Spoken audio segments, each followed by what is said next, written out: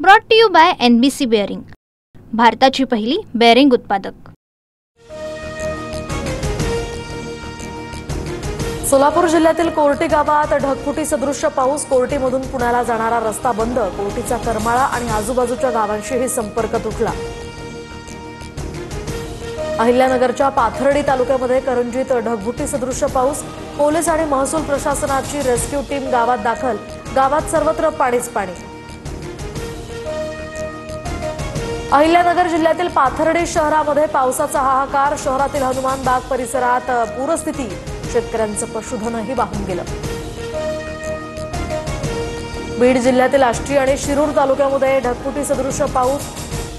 तर या तालुक्यात सर्वत्र नद्यांनी धोक्याची पातळी ओलांडली। प्रशासनाकडून सतर्कतेचा इशारा। बीड आणि जालना परिसरामध्ये 4 दिवसांपासून मुसळधार पाऊस। गोदावरी नदीलाही पूर। मराठवाड्यातील शेतीच्या पाण्याचा प्रश्न यामुळे मिटला। तर जालन्यातील अंबड आणि घनसावंगी तालुक्यामध्ये अतिवृष्टी। गोदावरी नदीवरील सर्व बंधारे ओव्हरफ्लो। तात्काळ पंचनामे करून नुकसान भरपाई द्यावी अशी मागणी। मुंबईत परतीच्या पावसाची हजेरी। पावसामुळे ठिकठिकाणी सखल भागात पाणी साचलं। पुढील 2 ते 3 दिवस मुसळधार पावसाची शक्यता। पुण्याच्या घाटमाथ्यावरही जोरदार पाऊस। खडकवासला धरणातून विसर्ग वाढवला। 14,547 क्युसेक्ट पाण्याचा विसर्ग। नाशिकमध्ये शरद पवारांच्या राष्ट्रवादीकडून आक्रोश मोर्चाचं आयोजन। शेतकऱ्यांच्या विविध प्रश्नांसंबंधी या मोर्चाचं आयोजन। थोड्याच वेळात शरद पवार सुद्धा या मोर्चात सहभागी होणार। शिंदेंनी बाळासाहेबांचा फोटो लावणं बंद करावं। शिंदेंनी आमच्याऐवजी अमित शहांच्या मुलाला प्रश्न विचारावा। भारत-पाक सामन्यानंतर राऊतांचा हल्लाबोल।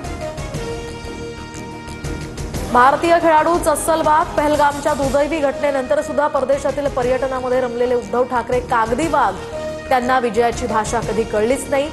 भाजपच्या केशव उपाध्ये यांची टीका। महाराष्ट्रात सामाजिक ऐक्याची वीण उसवली जाते। मराठा ओबीसी संघर्षावर शरद पवारांची भूमिका। तर पवारांनी एक्स म्हटलं की वाय समजायचं, फडणवीसांचा टोला।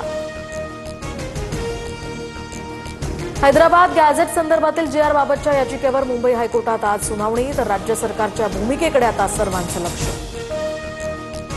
बीडमध्ये बंजारा समाजाचा मोर्चा। हैदराबाद गॅझेटच्या आधारावर ST प्रवर्गात आरक्षण मिळावं अशी बंजारा समाजाची मागणी। थोड्याच वेळात या मोर्चालाही सुरुवात होणार। नाशिक ते त्र्यंबकेश्वर या मार्गाची अतिशय वाईट अवस्था। रस्ता तातडीनं दुरुस्त करावा। सार्वजनिक बांधकाम मंत्री शिवेंद्रराजे यांना टॅग करत सुप्रिया सुळे यांची मागणी। बुलढाणा जिल्ह्यातील मोताळ्याचे तहसीलदार हेमंत पाटील एसीबीच्या जाळ्यात। 2 लाखांची लाच घेताना अकोला एसीबीनं रंगेहात पकडलं। हेमंत पाटील यांनी शेतकऱ्यांकडे वर्ग 2 ची जमीन वर्ग करण्यासाठी 4 लाख रुपयांची केली होती मागणी।